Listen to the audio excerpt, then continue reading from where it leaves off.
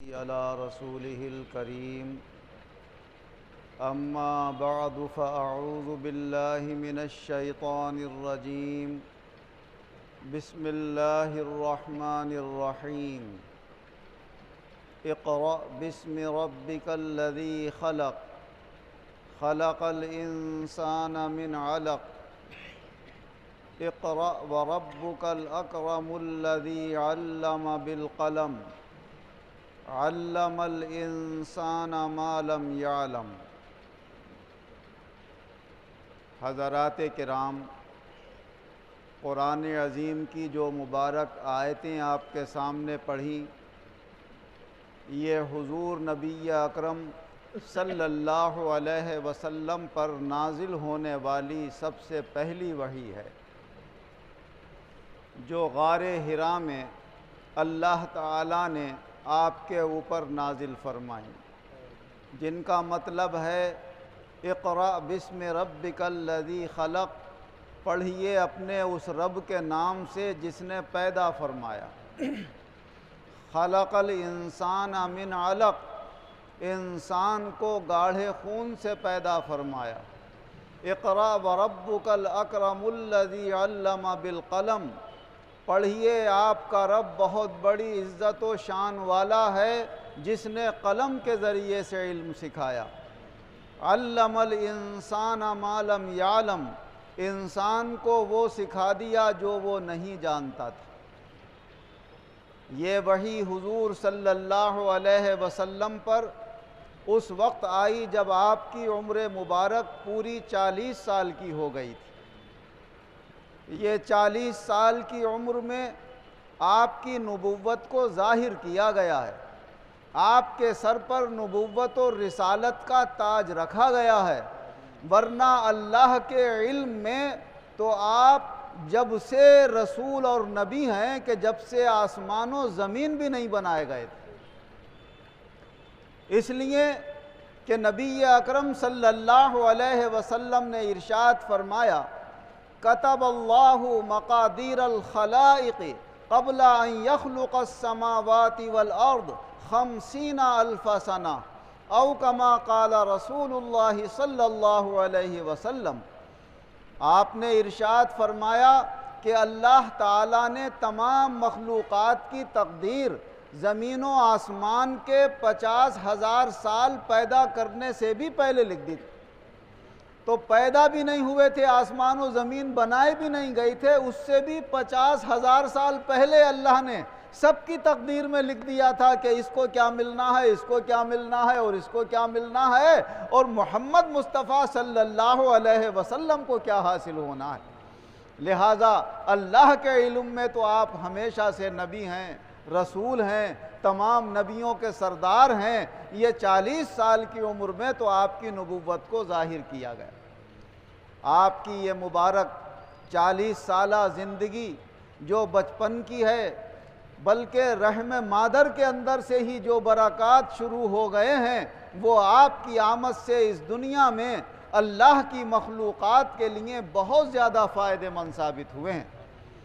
نبوت و رسالت کے بعد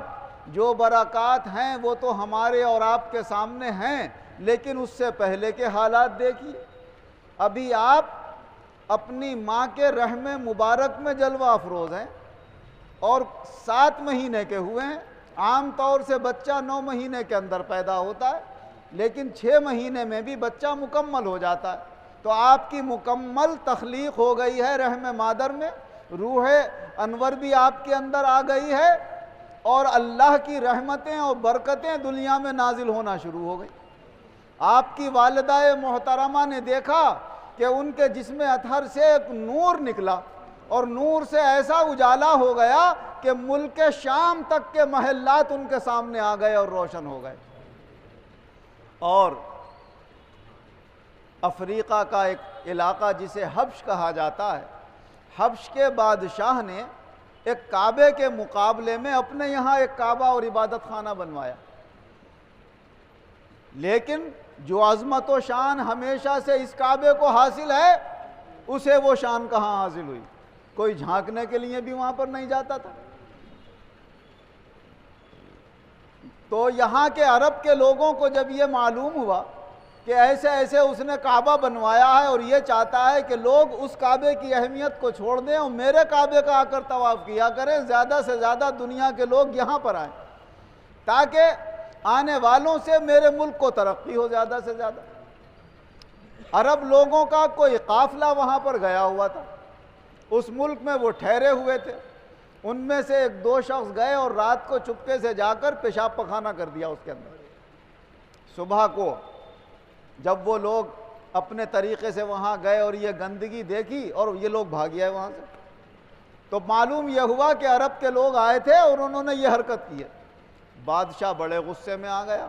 اس نے کہا اب میں بھی ان کے کعبے کو نہیں چھوڑوں گا، اس کو میں ڈھا کر رہوں گا، کیونکہ جوش میں آدمی یہ تو بھول جاتا ہے کہ غلطی کس نے کی ہے، سزا اس کو ملنا چاہیے،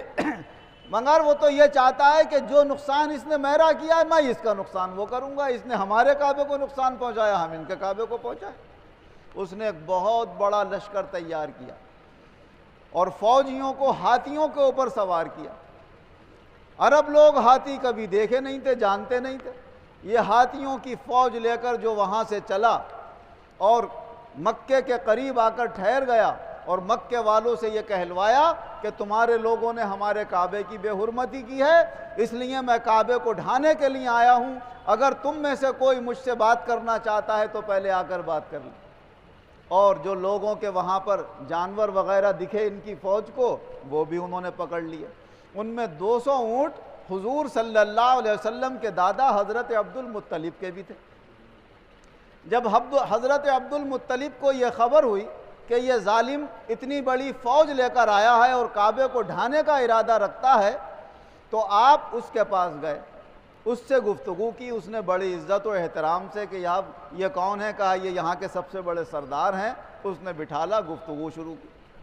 ہاں صاحب کیا کہنا چاہتے ہیں؟ کہا میں یہ کہنا چاہتا ہوں تمہارے آدمی میرے اونٹ پکڑ کر لے آئے، میرے اونٹ واپس کر دو۔ تو بڑی زور سے ٹھٹا مار کے ہنسا کہ میں تو یہ سمجھ رہا تھا کہ آپ بڑے شان والے، بڑی عظمت والے، بڑے اعلیٰ درجے کے آدمی ہوں گے، اللہ کے کعبے کے بارے میں کچھ بات کرنے آئیں گے، آپ تو اپنے اونٹوں کے بارے میں بات کرنے آئے۔ تو عبد المطلب نے فرمایا بھائی جس کے اونٹ ہیں وہ اونٹوں کی بات کرنے آیا ہے، جس کا کعبہ ہے وہ کعبے کو سمجھے گا۔ کعبہ تو اللہ کا ہے، اللہ جانے گا کہ اب کعبے کی کیسے حفاظت کرے گا۔ اور وہ اپنے اونٹ لے کر واپس آئے اور مکے والوں سے کہا کہ یہ کعبہ اللہ کا گھر ہے، یہ بری نیت لے کر آیا ہے تو ضرور کوئی قہر اور عذاب اللہ کی طرف سے نازل ہوگا، لہٰذا مکے کو اور کعبے کو خالی کر دو، چلو پہاڑیوں کے اندر چل کر چھپتے ہیں۔ یہ سب لوگوں کو لے کر پہاڑیوں کے پیچھے چھپ گئے۔ وہ جب اپنی فوج لے کر روانہ ہوا اور کعبے کے ابھی قریب آنا ہی چاہتا تھا، اول تو اس کا ہاتھی اٹھنے کو تیار نہیں ہوا، وہ سفید ہاتھی جس پر سوار تھا، اور جو جتنے لشکریوں کے ہاتھی تھے وہ اٹھنے کو تیار نہیں ہوئے، تو وہ پیدل ہی وہاں سے روانہ ہو گئے۔ کچھ ہاتھی ان کے ساتھ چلنے کو تیار ہو گئے زبردستی مار پیٹ کے۔ تو اللہ تبارک و تعالیٰ نے اس سے پہلے کہ وہ کعبے کو ڈھاتا، ایک چڑیوں کا چھوٹی چھوٹی جنہیں ابابیل کہا جاتا ہے، اللہ نے لشکر بھیجا، اور ہر پرندے کی پنجوں میں 2 کنکری ہیں اور ایک چونچ کے اندر 3 کنکری ہیں، وہ لے کر آئے، اوپر سے چھوڑتے تھے تو فوجی کے سر میں گھس کر ہاتھی کے جسم میں سے نکل جاتی تھی، اور اس طریقے سے جو برسات ہوئی ہے ان کنکریوں کی تو ریزہ ریزہ کر دیا، جیسے کھندی ہوئی کٹی ہوتی ہے، اس طریقے سے ہاتھیوں سمیت پوری فوج کی فوج تہس نہس ہو گئی، ٹکڑے ٹکڑے ہو گئی۔ اللہ تبارک و تعالیٰ نے اس نعمت عظمیٰ کو یاد دلایا قرآن پاک کے اندر، الم تری کیف فعل ربک باصحاب الفیل، ارے تم نے دیکھا نہیں کہ تمہارے رب نے ہاتھیوں والوں کے ساتھ کیا عمل کیا تھا؟ الم یجعل کیدہم فی تضلیل، کیا ان کی مکاری کو بالکل فنا کر کے اللہ نے نہیں رکھ دیا؟ وَأَرْسَلَ عَلَيْهِمْ طَيْرًا أَبَابِيلَ، اور ان کے اوپر پرندے بھیجے جنہیں ابابیل کہا جاتا ہے، ترمیہم بحجارۃ من سجیل، جو چھوٹی چھوٹی کنکریوں کے پتھروں کے ٹکڑے اوپر سے برسا رہے تھے، فجعلہم کعصف معقول، تو انہیں ایسے چارے کی طرح کر دیا، ایسے بھوسے کی طرح کر دیا جو کاٹ کر چارہ بنایا جاتا ہے، جیسے کٹی کھاندی جاتی ہے، ایسا ان کا اللہ نے انجام کر دیا۔ تو یہ اللہ تبارک و تعالیٰ نے یاد دلایا اپنے بندوں کو کہ دیکھو ابھی ہمارے رسول دنیا میں جلوہ گر ہوئے بھی نہیں ہیں، رحم مادر میں ہیں، اس واقعے کے 52 دن کے بعد آپ پیدا ہوئے ہیں۔ 52 دن گویا 2 مہینے کے قریب ہو گئے، تو 7 مہینے کچھ دن کے اپنے مادر محترمہ کے شکم مبارک کے اندر تشریف فرما ہے، اور اس کی برکتیں اللہ تعالیٰ نے ظاہر فرما دی۔ تو کعبے کی برکت بھی ہے، اور حضور صلی اللہ علیہ وسلم کے دنیا میں آ جانے کی بھی یہ برکت ہے کہ اللہ کی طرف سے کعبے کی حفاظت کے لیے ایسا شاندار انتظام کیا گیا۔ اور اسی طرح اظہار نبوت تو بات کو ہوا ہے، اور نبوت و رسالت کی جو برکتیں ہوئی ہیں وہ تو ہوئی ہیں۔ ابھی آپ کی عمر مبارک 25 سال کی تھی، کعبہ سیلاب وغیرہ سے ڈھہ گیا تھا، عمارت کو بہت نقصان پہنچا تھا، لکڑیاں اس کی گل گئی تھی۔ تو عرب لوگوں نے، جو قریش وغیرہ تھے، کعبے کے نگراں تھے، انہوں نے چندہ کیا کہ کعبے کو تعمیر کیا جائے، مگر پیسے ان کے پاس اتنے نہ ہوئے کہ پورا کعبہ تعمیر کر لیں۔ تو کچھ حصہ تعمیر کرنے سے رہ گیا، جسے آج حتیم کہا جاتا ہے۔ وہ جو دیوار کھڑی ہے، چھوٹا سا حصہ الگ کو ہے، یہ وہ حصہ رہ گیا ہے جو اس وقت تعمیر کے لیے پیسے نہیں تھے تو اس کو چھوڑ دیا گیا تھا۔ پہلے یہ کعبے میں ہی شامل تھا، اور جو آج بنا ہوا ہے حصہ، اتنا حصہ انہوں نے تعمیر کر لیا تھا۔ لیکن جب حجر اسود اس کی جگہ نصب کرنے اور لگانے کا وقت آیا، تو تمام قبیلوں کے سردار کہتے تھے کہ اسے ہم اپنے ہاتھوں سے ہمارے قبیلے والے لگائیں گے تاکہ ہمیشہ ہمارے قبیلے کا نام رہے کہ حجر اسود ہم نے لگایا تھا۔ دوسرا قبیلہ کہتا تھا ہم کریں گے، تیسرا ہم تلواریں نکل آئیں، ایک دوسرے کو مارنے کو تیار ہو گئے۔ تو پھر آپس میں کہنے لگے کہ یہ بلا وجہ کی جنگ ہو جائے گی، قتل و قتال ہو جائے گا، بیٹھ کر مشورہ کر لیتے ہیں، کوئی ایسی صورت نکل آئے کہ لڑائی جھگڑا بھی نہ ہو اور حجر اسود بھی اپنی جگہ نصب ہو جائے۔ اس وقت حضور صلی اللہ علیہ وسلم بھی جوان ہو چکے تھے، 25 سال کی عمر تھی۔ مشورہ ہوا، حضور بھی وہاں پر تشریف فرما تھے، اپنے قبیلے کے ساتھ وہ بھی پہنچے ہوئے تھے۔ تو حضور صلی اللہ علیہ وسلم نے فرمایا، میری رائے یہ ہے کہ جو کعبے میں کل صبح کو سب سے پہلے نظر آ جائے، بس وہ جو کہے اس کی بات مان لی جائے۔